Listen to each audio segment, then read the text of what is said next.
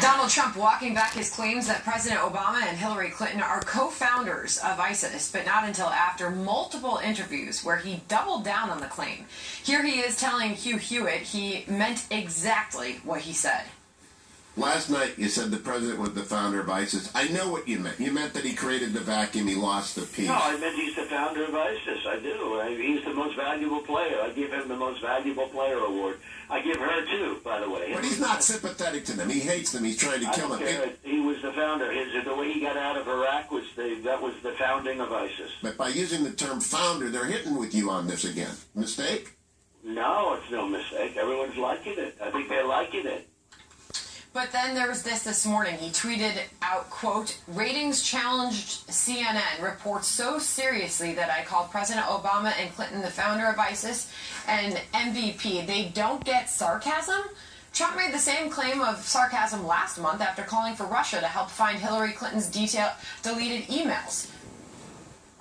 All right, so let's discuss this for a second. So he had multiple opportunities, right, Eric, to say, all right, here's exactly what I meant. But no, he went back to those exact words that the president founded ISIS. Yeah, even last night I gave him the opportunity to call it something else. I said, how about call it enabled ISIS? And I bet you'd get a bunch of Democrats that would agree with you that President Obama could have enabled ISIS by creating the vacuum in Iraq that ISIS filled with terror.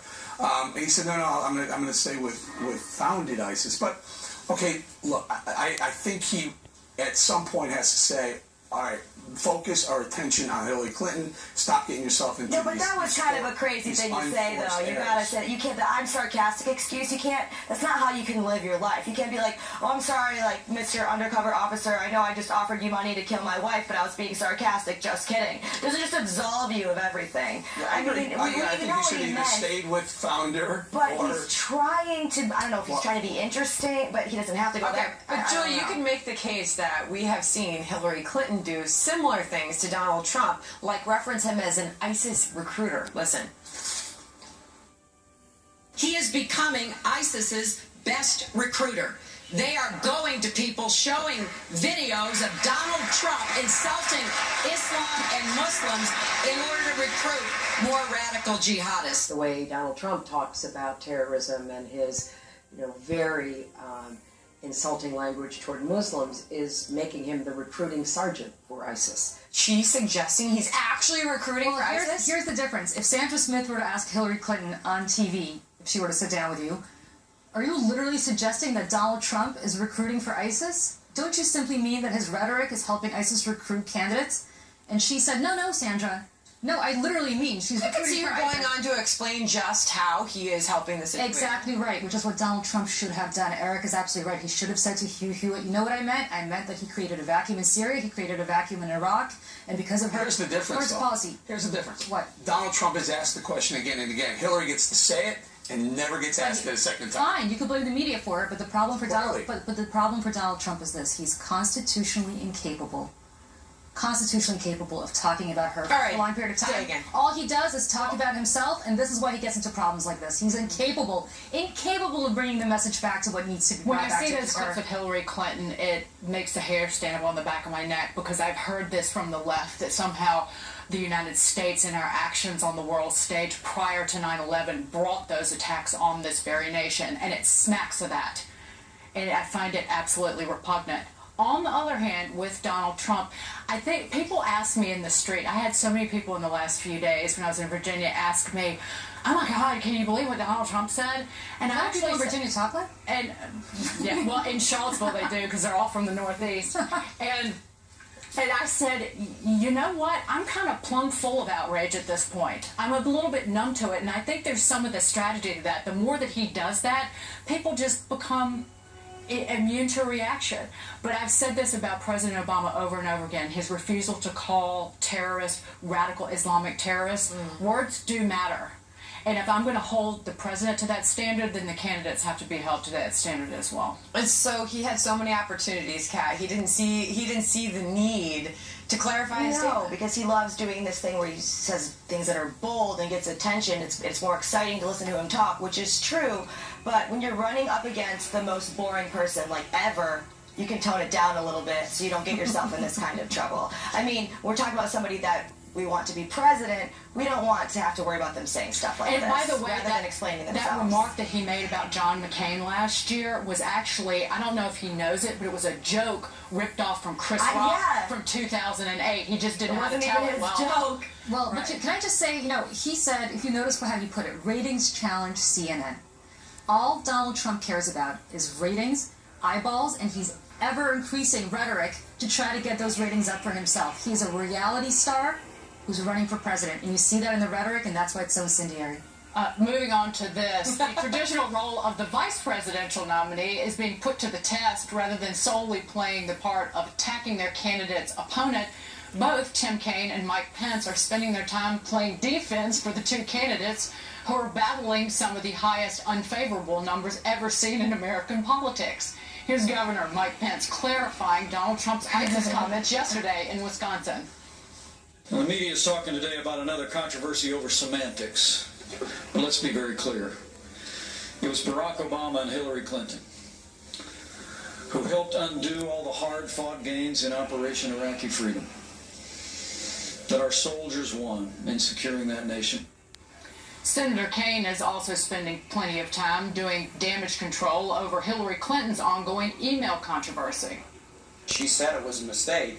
I am not presumptuous enough to start thinking about how I'm going to do things after November, but I know that this is something that she's learned from, and we're going to be real transparent, absolutely. Eric, in terms of Mike Pence, Mike, like I know him on a first-name basis, the governor, has really come to Donald Trump's defense. It started when he made those comments about Russia uncovering Hillary Clinton's lost emails, and then after the Khan family controversy, he came out after that with a statement, and he endorsed Paul Ryan when Trump and Ryan were having a dust-up. Is this effective, though? See what's happening here? So both of the surrogates are doing damage control for their number ones, but on Donald Trump's, the damage control is what he said about Khan, what he said about Hillary Clinton, what he said about the Second Amendment. On Hillary Clinton's side, the surrogate is doing damage control about what she did. She lied about her emails. Possibly four Americans died because she was lying about Benghazi. She lied about the Clinton Foundation information that we're finding out now. So on one hand, you worry about what Donald Trump says, and the media makes a big deal about it, and maybe you should fix that. But you can't fix what she's already done. Her actions are what's going to bury her candidacy. His words, his mouth, his rhetoric may or may not. I would say, looking at the polls, Eric, that his rhetoric is absolutely polls are, Julie, polls are a snapshot in time right now. That's a great cliche, but I think I have to tell you, 2 weeks ago, Donald Trump was winning. I wouldn't want to have after in halftime after he had his convention and there was no rebuttal. But he was. Do you think that Mike Pence gets mad? But you understand, like when he upsets somebody else, he gets mad. Like really, again, it's like bringing like a date to a party and he gets really drunk and you have to be like, oh, I'm sorry, like he's just tired, he won't do it again. That's his life every day. Trump. By the way, on the polls, though, every pollster I've talked to, both on the right and on the left, have said you got to wait until Labor Day. So really watch the polls. Let's see what Trump does in the next 3 weeks to pivot, because I know we talked about the great pivot that's coming any day now. So I think in the next couple of weeks it's definitely coming. So I think you make a great point, but I'm wondering who has a bigger job cut out for them when you look at Kaine and Pence. I mean, fair enough, Eric. You're pointing out that Kaine is defending her actions when in the some past, people would say Pence people is defending died. his words. She lied, people died. I've heard that 100 times. There are 4 families that still blame Hillary Clinton for that. Email scandal, server scandal, lied about the server scandal, lied about the Clinton Foundation. We're still finding more, but these are big things. Donald Trump says stuff sometimes. But do either one of these gentlemen have any impact on voters? They're out there making excuses for the nominees. Do they have any impact? Can they even carry their own states? I mean, she's leading in Virginia in the polls that I've looked at, but in terms of that's why they're there, is to carry those battlegrounds. Yes. Eric? Listen, he's got work to do. There's no question about it. But again, if the American voter goes, do I care about someone who talks a big game and isn't always accurate, or do I care about someone who honestly is untrustworthy, dishonest, and may be harmful to people?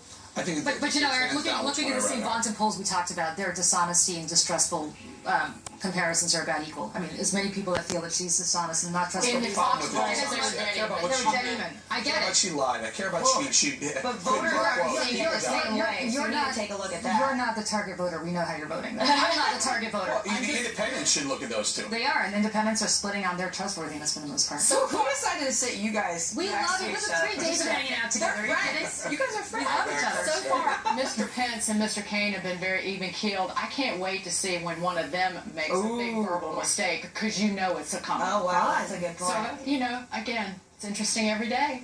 A decision by the NFL causing another controversy. The league denying a request by the Dallas Cowboys to honor Dallas's 5 police officers who were murdered last month. Why the league's decision doesn't necessarily line up with its policy on uniforms.